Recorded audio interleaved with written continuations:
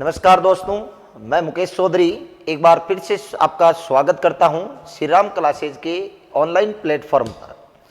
तो दोस्तों, जैसा कि हमने कल विज्ञान की शुरुआत करी थी और विज्ञान की शुरुआत के अंदर हमने पहला टॉपिक आपके बायोलॉजी से लिया था और बायोलॉजी का जो पहला टॉपिक हमने शुरू किया था उसका नाम था अंतःस्रावी तंत्र, एंडोक्राइन सिस्टम।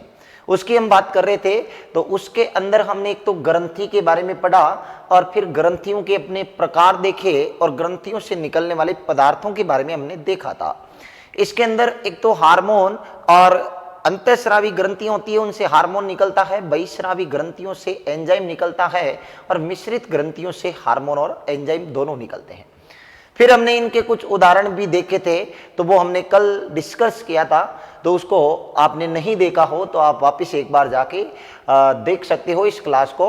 और अगर आपको वीडियो अच्छी लगे तो आप लाइक करना, शेयर करना और इसको सब्सक्राइब जरूर करना। तो चलिए दोस्तों, आगे बढ़ते हैं। आज हम अंतःस्रावी तंत्र की बात करते हैं। अंतःस्रावी तंत्र के अंदर जो ग्रंथियां हैं उनकी चर्चा अपन करते हैं। तो देखिएगा, अंतःस्रावी ग्रंथियां,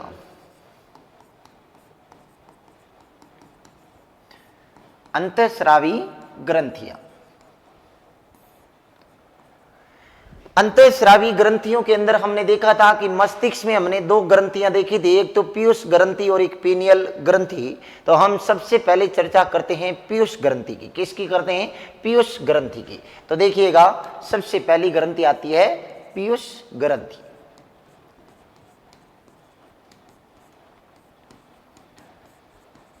पीयूष ग्रंथि का दूसरा नाम है पिट्यूटरी ग्रंथि। क्या नाम है? पिट्यूटरी ग्रंथि। इंग्लिश में कहा जाता है पीयूष ग्रंथि को पिट्यूटरी ग्रंथि, ये ध्यान रखिएगा। तो सबसे पहले हम बात करते हैं पीयूष ग्रंथि कहाँ स्थित होती है। तो यह हमारे मस्तिष्क के पिछले हिस्से में स्थित होती है, पीछे वाले भाग में स्थित होती है, ये ध्यान रखिएगा। बहुत बार प्रश्न आता है कि मस्तिष्क के पिछले हिस्से में कौन सी ग्रंथि पाई जाती है, तो आपका जवाब होगा पीयूष या पिट्यूटरी ग्रंथि, ये ध्यान रखिएगा। तो यह मस्तिष्क के पिछले हिस्से में,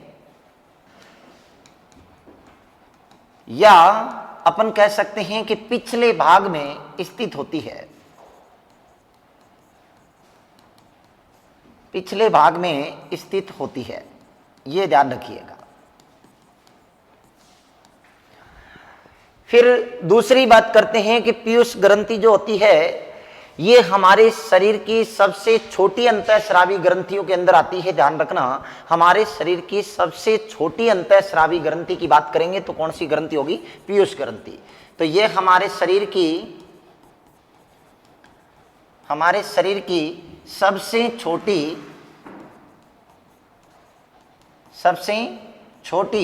अंतःस्रावी ग्रंथि है, अंतःस्रावी ग्रंथि है, ये ध्यान रखिएगा। शरीर की सबसे छोटी अंतःस्रावी ग्रंथि होती है आपकी पीयूष ग्रंथि। आगे बात करते हैं, पीयूष ग्रंथि जो होती है इसका आकार मटर के दाने के समान होता है और इसका वजन जो होता है वो 0.6 ग्राम होता है। तो याद रखिएगा, बहुत बार प्रश्न आता है कि मटर के दाने के समान कौन सी ग्रंथि होती है, तो आपका जवाब क्या होगा? पीयूष ग्रंथि या पिट्यूटरी ग्रंथि। तो यह मटर के दाने के समान होती है, मटर के दाने के समान होती है, याद रखिएगा। और इसका जो वजन होता है वो होता है लगभग 0.6 ग्राम। इसका वजन लगभग 0.6 ग्राम होता है, ध्यान रखना। कहीं कहीं आपको 0.4 ग्राम भी मिलेगा, तो 0.4 और 0.6 ग्राम में से जो भी ऑप्शन में हो वो आपका सही माना जाएगा, ये ध्यान रखना। इसका वजन 0.6 ग्राम होता है लगभग। और इसके रंग की अगर हम बात करें तो इसका रंग होता है लाल। पीयूष ग्रंथि किस रंग की होती है? लाल रंग की होती है, ये ध्यान रखिएगा। अब ये पीयूष ग्रंथि जो होती है ये आपके सभी अंतःस्रावी ग्रंथियों का नियंत्रण करती है, सभी अंतःस्रावी ग्रंथियों को कंट्रोल करती है। इसलिए पीयूष ग्रंथि को एक और नाम देते हैं मास्टर ग्रंथि। क्या कहते हैं? मास्टर ग्रंथि से कहा जाता है, ये ध्यान रखिएगा। तो देखते हैं आगे चलते हैं, आप स्क्रीनशॉट लेना चाहो तो ले सकते हो इसका। चलिए आगे बढ़ते हैं। हाँ, यह सभी अंतःस्रावी ग्रंथियों का क्या करती है? सभी अंतःस्रावी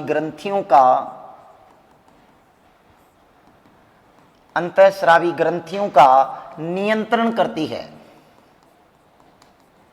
अंतःस्रावी ग्रंथियों का नियंत्रण करती है, इसलिए इसे, ये बहुत बार आर्मी में पूछा जाता है, बहुत सारे एग्जाम में भी पूछा गया प्रश्न है, ध्यान रखना। इसलिए इसे क्या कहते हैं? मास्टर ग्रंथि। इसे मास्टर ग्रंथि कहा जाता है, याद रखना। और इस पीयूष ग्रंथि को नियंत्रित करता है आपके मस्तिष्क का एक भाग जिसका नाम है हाइपोथैलेमस। क्या नाम है? हाइपोथैलेमस। ये मस्तिष्क का भाग होता है, अग्र मस्तिष्क के अंदर स्थित होता है हाइपोथैलेमस, जो आपके ताप नियंत्रण के अंदर कहलाता है, जो पीयूष ग्रंथि का कंट्रोल करता है। इसलिए इसे कहते हैं हेड मास्टर ग्रंथि। क्या कहते हैं? हेड मास्टर ग्रंथि। ध्यान रखना, हेड मास्टर ग्रंथि, या इसी को कह सकते हो सुपर मास्टर ग्रंथि। सुपर मास्टर ग्रंथि, याद रखना। या इसे मास्टर ऑफ मास्टर भी आप कह सकते हो। Master of master, head master या सुपर मास्टर ग्रंथि किसे कहा जाता है? हाइपोथैलेमस को, याद रखना, क्योंकि ये पीयूष ग्रंथि का नियंत्रण करती है, मास्टर ग्रंथि का नियंत्रण करती है। अगली बात करते हैं कि भाई पीयूष ग्रंथि से मुख्य रूप से निकलने वाले हार्मोन कौन कौन से होते हैं। तो पीयूष ग्रंथि से निकलने वाला मुख्य हार्मोन है वृद्धि हार्मोन। पीयूष ग्रंथि से स्त्रावित होने वाले हार्मोन, स्त्रावित होने वाले हार्मोन,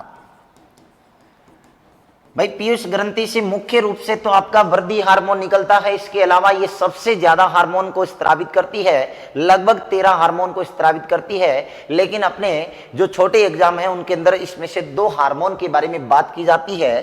तो सबसे पहला आता है आपका वृद्धि हार्मोन। कौन सा हार्मोन? वृद्धि हार्मोन। तो ये ध्यान रखिएगा, बहुत बार प्रश्न आता है कि वृद्धि हार्मोन का स्त्राव कौन सी ग्रंथि करती है? तो आपका जवाब क्या होगा? पीयूष या पिट्यूटरी ग्रंथि।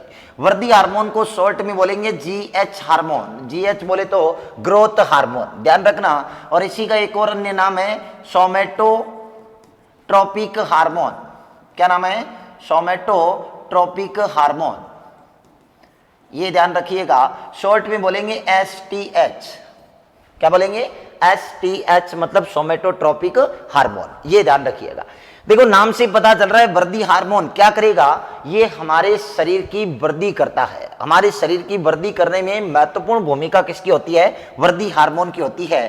तो यह हमारे शरीर की क्या करता है? वृद्धि करता है। यह हमारे शरीर की वृद्धि करता है, याद रखना, ग्रोथ करता है, शरीर की वृद्धि करता है, याद रखिएगा। और अगर मान लो कि इस हार्मोन के कम स्त्रावित होते हैं, यह हार्मोन कम निकलता है, तो क्या होता है? हमें एक बीमारी होती है जिसका नाम है बोनापन। क्या होता है? बोनापन। भाई आदमी के अंदर जब वृद्धि हार्मोन कम निकलता है तो वो बोना रह जाता है, उसकी हाइट नहीं बढ़ती है। तो ये ध्यान रखना, हाइट नहीं बढ़ने का कारण है वृद्धि हार्मोन के कम स्त्रावण से, ये ध्यान रखना। तो इसके कम स्त्रावित होने से, इसके कम स्त्रावण से बोनापन रोग होता है। कौन सा रोग? बोनापन रोग होता है, ध्यान रखना। इसके कम स्त्रावण से बोनापन की बीमारी हो जाती है, आदमी बोना रह जाता है, पूरी तरह हाइट नहीं बढ़ती, ये ध्यान रखिएगा। और अगली बात करते हैं, अगर ये अधिक मात्रा में निकले तो भी दिक्कत हो जाती है। अगर वृद्धि हार्मोन ज्यादा मात्रा में निकलता है तो भी दिक्कत है। क्या दिक्कत होती है? भीमकायिता बीमारी होती है। कौन सी? भीमकायिता। तो इसके अधिक स्त्रावण से, इसके अधिक स्त्रावण से भीमकायिता या महाकायिता रोग होता है। भीमकायिता या इसी को महाकायिता कहते हैं, महाकायिता रोग होता है, याद रखना। भीम कायता या महाकायता, भीम के जैसा शरीर हो जाता है, ध्यान रखना, भीम के जैसा शरीर हो जाता है इसमें, है ना। बोनापन में आदमी छोटा रह जाता है, आदमी की हाइट नहीं बढ़ती। भीमकाय का मतलब शरीर बहुत ज्यादा रूप से फैल जाना, चारों ओर से एयर बैग निकल जाते हैं, है ना। पेट मोटा हो जाता है, इधर पीछे से आपकी मोटा हो जाता है, तो ये भीमकायता बीमारी कहलाती है, महाकायता रोग कहलाता है, ये ध्यान रखिएगा। अब आगे चलते हैं, इसके अंदर दूसरा हार्मोन, इससे निकलने वाला मुख्य जो हार्मोन निकलता है वो है ऑक्सीटोसिन। क्या होता है? ऑक्सीटोसिन। तो चलिए आप स्क्रीनशॉट इसका लेना चाहो तो ले सकते हो। चलिए आगे बढ़ते हैं अपन इसी के अंदर अगली कड़ी में, इसी में देखते हैं दूसरा हार्मोन इससे निकलने वाला ऑक्सीटोसिन। ऑक्सीटोसिन, देखो ऑक्सीटोसिन को दूसरा नाम देते हैं प्रसव का हार्मोन। क्या कहते हैं इसे? प्रसव का हार्मोन कहते हैं, ये ध्यान रखिएगा, प्रसव का हार्मोन। ऑक्सीटोसिन का मतलब प्रसव का हार्मोन। प्रसव का हार्मोन क्यों कहते हैं? क्योंकि ये प्रसव के दौरान जब डिलीवरी होती है उस समय पीड़ा को कम करने का काम करता है। डिलीवरी के समय, प्रसव के दौरान ये पीड़ा को कम करने का काम करता है, इसीलिए इसे नाम दिया गया है प्रसव का हार्मोन, ये ध्यान रखिएगा। तो ये क्या करता है? ये प्रसव के दौरान होने वाली पीड़ा को,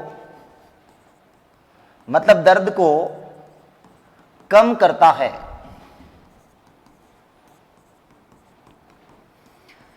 प्रसव के दौरान होने वाली पीड़ा को क्या करता है? कम करता है, ये ध्यान रखना। और ये हार्मोन मादाओं के अंदर दुग्ध स्राव को भी नियंत्रित करता है। दुग्ध स्राव, जब बच्चे का जन्म होता है तो मां के स्तनों से दूध जो निकलता है वो इसी हार्मोन की वजह से आता है, ये ध्यान रखिएगा। तो इसे प्रसव का हार्मोन कहा जाता है और इसी को लव हार्मोन कहते हैं, इसे लव हार्मोन के नाम से भी जानते हैं, ये ध्यान रखिएगा। क्योंकि जब बच्चे को जन्म देती है मां, तो मां के प्रति बच्चे का जो प्रेम होता है वो इसी हार्मोन के कारण आता है, तो इसे लव हार्मोन कहा जाता है, ये ध्यान रखना, इसे लव हार्मोन के नाम से भी जानते हैं। आगे बात करते हैं, जब आपके मान लो कभी गाय भैंस वगैरह दूध नहीं देती तो उनके स्तनों से दूध निकालने के लिए उनको यही इंजेक्शन दिया जाता है। कौन सा?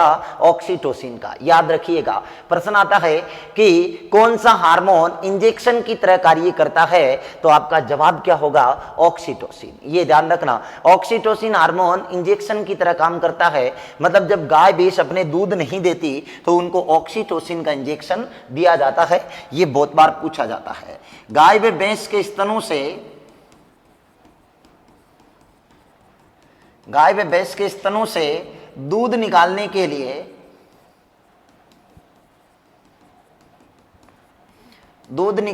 लिए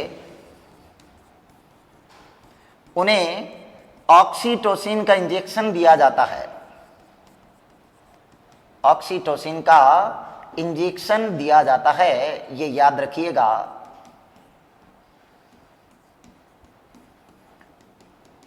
गाय और भैंस के स्तनों से दूध निकालने के लिए उनको ऑक्सीटोसिन का इंजेक्शन देते हैं, ये ध्यान रखिएगा।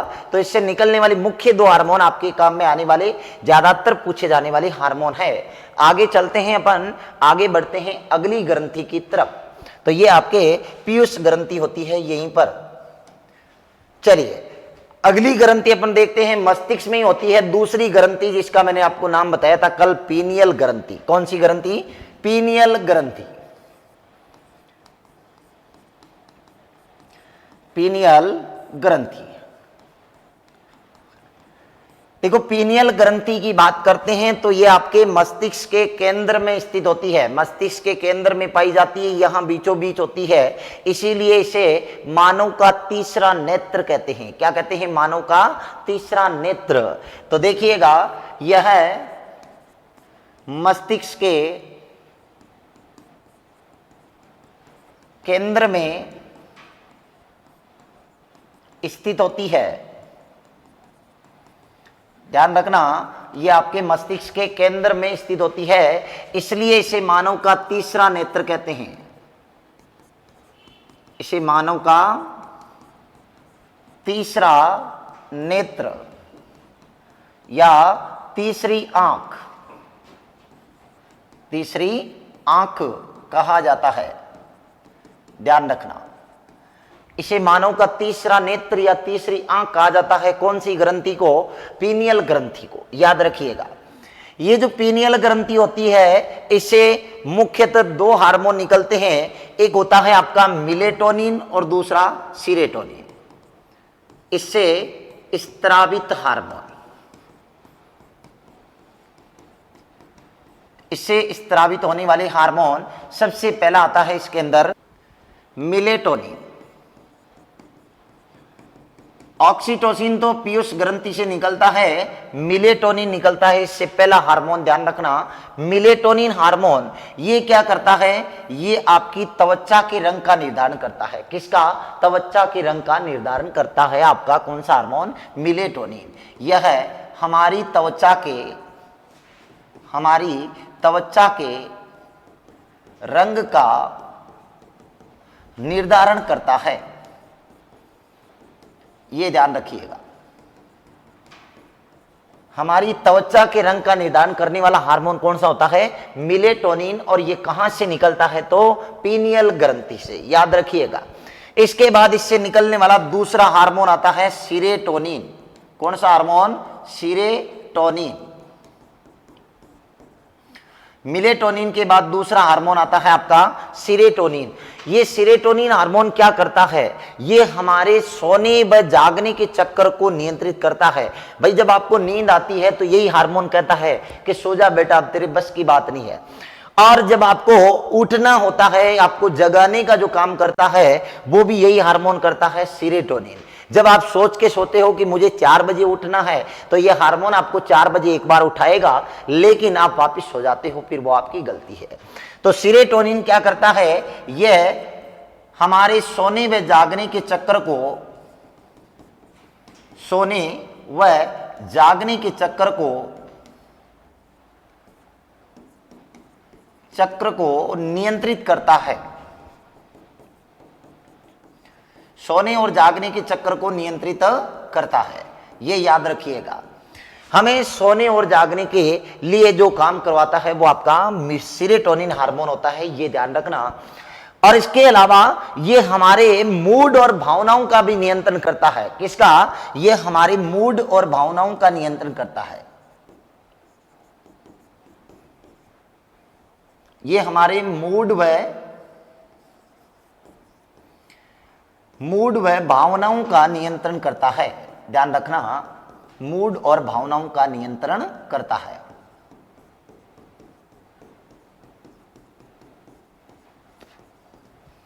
ये हमारी मूड और भावनाओं का नियंत्रण करता है। मतलब मूड का मतलब होता है मनोदशा, अपने मन की दशा को व्यक्त करता है। कभी कभी आप स्टेटस लगाते हो व्हाट्सएप पे, इंस्टाग्राम पे स्टेटस लगाते हो कि आज मूड ऑफ है, मूड खराब है, मूड ऑन है। तो ये सब भावनाएं जो आती है, मूड खराब होना, मूड अच्छा होना, ये सब नियंत्रित कौन करता है? आपका सीरोटोनिन। और ये जो भावनाएं आती है ना, प्रेम, करुणा, दया, इनकी जो भावनाएं आती है, उनका भी नियंत्रण कौन करता है? आपका सीरोटोनिन करता है। तो ये ध्यान रखिएगा। अब ये जो हार्मोन होता है आपके सोने और जागने के चक्कर को नियंत्रित करता है ना, सीरोटोनिन, ये हमारी दैनिक क्रियाएं हैं। ये दैनिक क्रियाएं होने के कारण इस ग्रंथि को जैविक घड़ी की संज्ञा दी गई है। कौन सी ग्रंथि? जैविक घड़ी कहा जाता है। किस ग्रंथि को? पीनियल ग्रंथि को। यह ध्यान रखना, इस ग्रंथि को जैविक घड़ी मतलब बायोलॉजिकल क्लॉक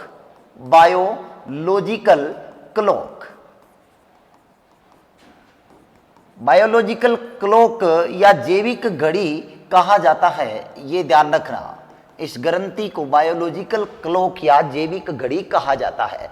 इस ग्रंथि का एक और नाम है, इसे कहते हैं मस्तिष्क की रेत या मस्तिष्क की रेती कहा जाता है, क्योंकि इसके अंदर कैल्शियम के कण बिखरे हुए होते हैं। इस कारण इसे मस्तिष्क की रेती कहा जाता है।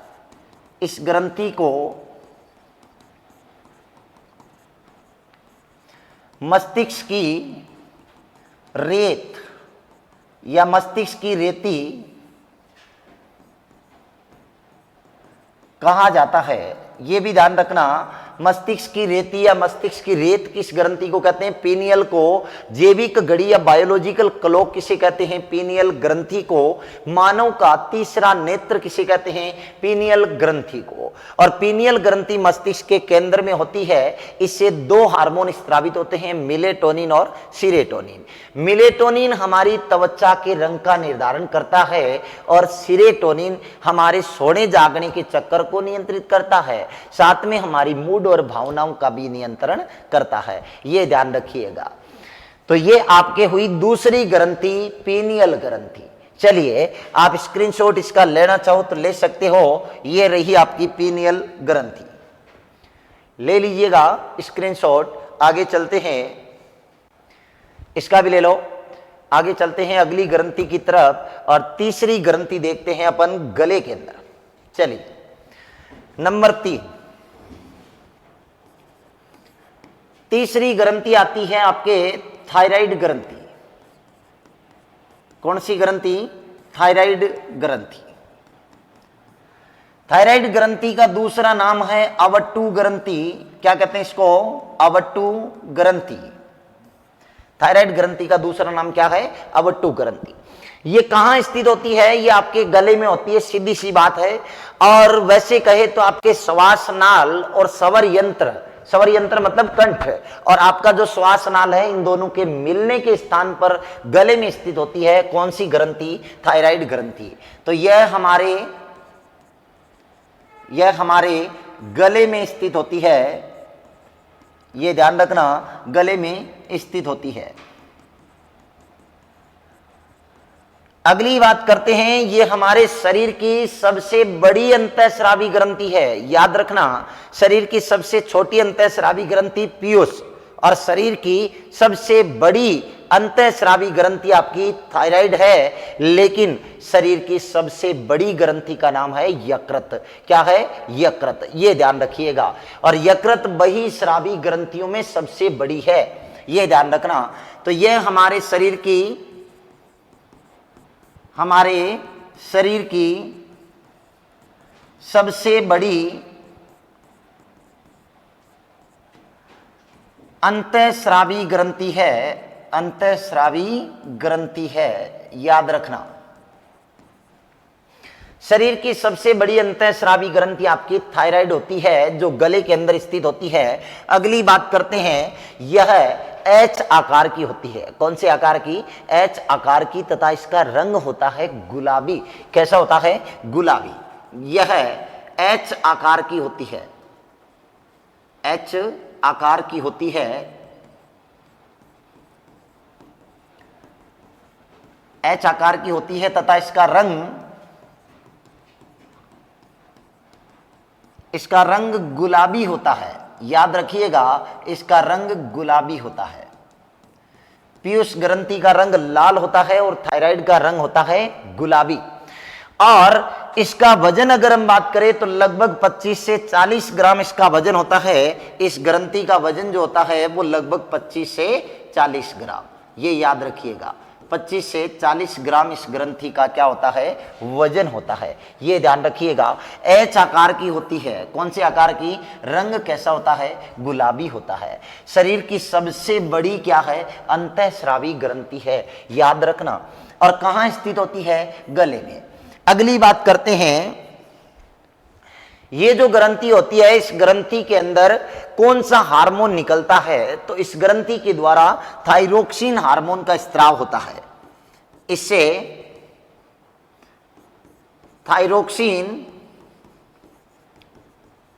थायरोक्सिन हार्मोन का स्त्राव होता है। ये याद रखना, इससे थायरोक्सिन हार्मोन का क्या होता है? स्त्राव। अब ध्यान रखना, आपके बाकी ग्रंथियों के नाम से मिलते जुलते हार्मोन आएंगे तो आपको ज्यादा रटने की जरूरत नहीं पड़ेगी। पीयूष ग्रंथि में दो हार्मोन याद रखना, एक तो पीयूष ग्रंथि से वर्दी हार्मोन निकलता है, दूसरा ऑक्सीटोसिन। फिर पीनियल में दो याद रखना, मेलेटोनिन और सीरोटोनिन। अब इसके बाद थायराइड ग्रंथि जो है इससे थायरोक्सिन हार्मोन निकलेगा, इससे अगली ग्रंथि आएगी पैराथायराइड जिससे पैराथायरोक्सिन निकलेगा, इससे अगली ग्रंथि थाइमस आएगी जिससे थाइमोसिन हार्मोन निकलेगा, और उससे अगली ग्रंथि एड्रिनल आएगी जिससे एड्रिनलिन हार्मोन निकलेगा। तो अब नाम से मिलता जुलता हार्मोन आएगा। और इस हार्मोन का मुख्य कार्य क्या है? इस हार्मोन का मुख्य कार्य हमारी श्वास दर को नियंत्रित करना है। यह हमारी श्वास दर को नियंत्रित करता है, श्वास दर को नियंत्रित करता है, साथ में उपापचयी क्रियाओं का भी नियंत्रण करता है। और एक स्वस्थ मनुष्य की श्वास दर कितनी होती है? एक स्वस्थ मनुष्य की श्वास दर होती है 16 से 18 बार प्रति मिनट। एक स्वस्थ मनुष्य की श्वास दर का मान कितना होता है? 16 से 18 बार प्रति मिनट। ये याद रखिएगा, ध्यान रखना। और श्वास दर को नियंत्रित करता है आपका थायरोक्सिन हार्मोन। कौन सा हार्मोन? Thyroxine hormone. आप स्क्रीनशॉट इसका लेना चाहो तो ले लो। आगे चलते हैं अपन।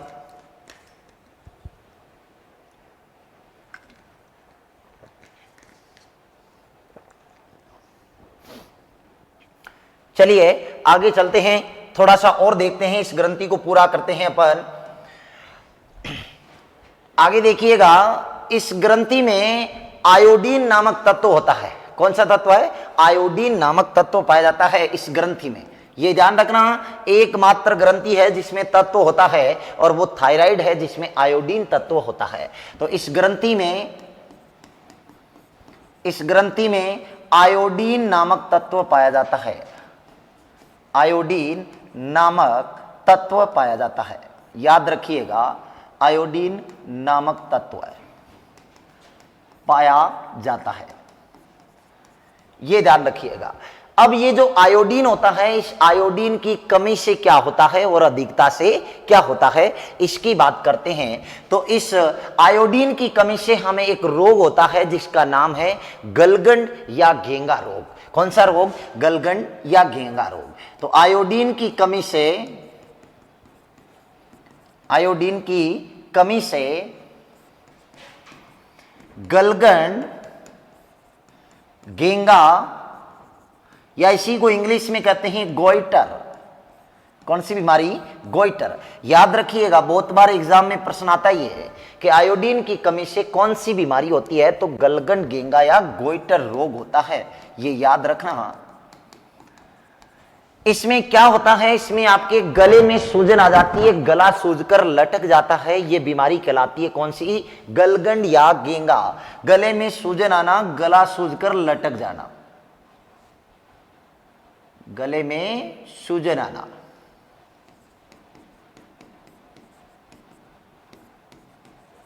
गले में सूजन आ जाती है इस रोग के अंदर, ध्यान रखिएगा। अगली बात करते हैं, अगर आपके आयोडीन की कमी से अपनी एक और बीमारी होती है, इसकी कमी से ही आपकी एक और बीमारी होती है जड़ मानवता।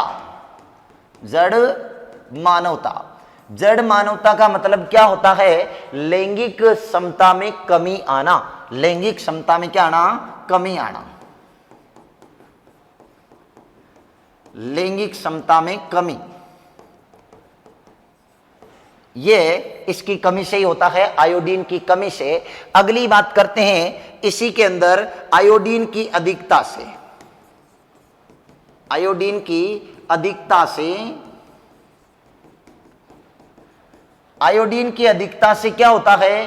एक्सोप्थेलेमिक गोइटर। आपके नेत्र गोलक से नेत्र बाहर आ जाते हैं, इसे आप नेत्र का गोइटर कह सकते हो। ये तो गले का गोइटर है और इसे आप नेत्र का गोइटर कह सकते हो। अधिकता से क्या होता है? एक्सोप्थेलेमिक, एक्सोप्थेलेमिक,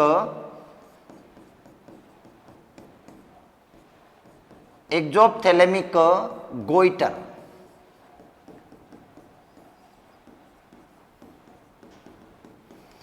एक्सोप्थेलेमिक गोइटर रोग होता है इसकी अधिकता से, आयोडीन की अधिकता से। ध्यान रखना, एक्सोप्थेलेमिक गोइटर में क्या होता है? नेत्र गोलक से नेत्र बाहर आते हैं, नेत्र गोलक से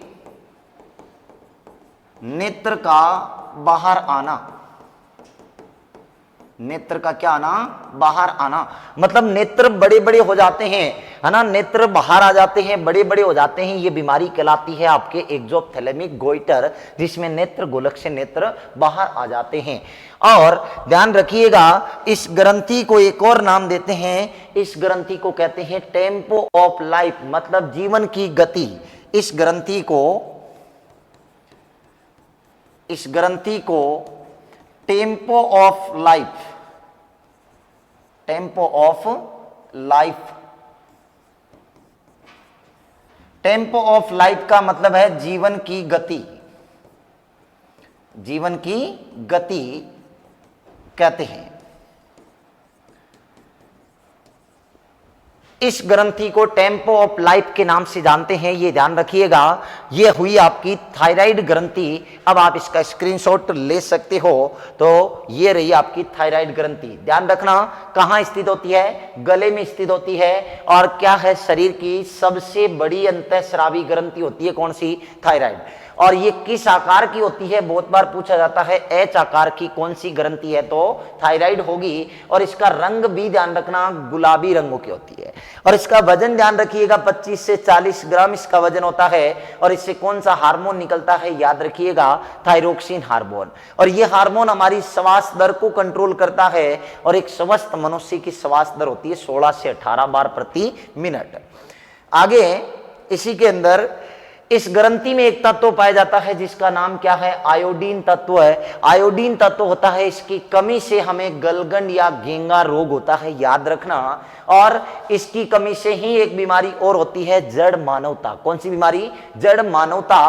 और आयोडीन की अधिकता से एक्सोप्थेलेमिक गोइटर, मतलब नेत्र का गोइटर होता है, नेत्र गोलक से नेत्र बाहर आ जाते हैं, बड़े हो जाते हैं। और इस ग्रंथि को एक और नाम देते हैं टेम्पो ऑफ लाइफ, जीवन की गति। तो ये हुई अपने 3 ग्रंथियां। आज हमने 3 ग्रंथियों की बात करी, पीयूष ग्रंथि, पीनियल ग्रंथि और थायराइड ग्रंथि। तो ये 3 ग्रंथियां थी। अब इसी कड़ी में अपन कल आगे और मिलेंगे अगली ग्रंथियों के साथ में। और आप इस चैनल को वीडियो पसंद आए तो लाइक करना, शेयर करना और सब्सक्राइब करना।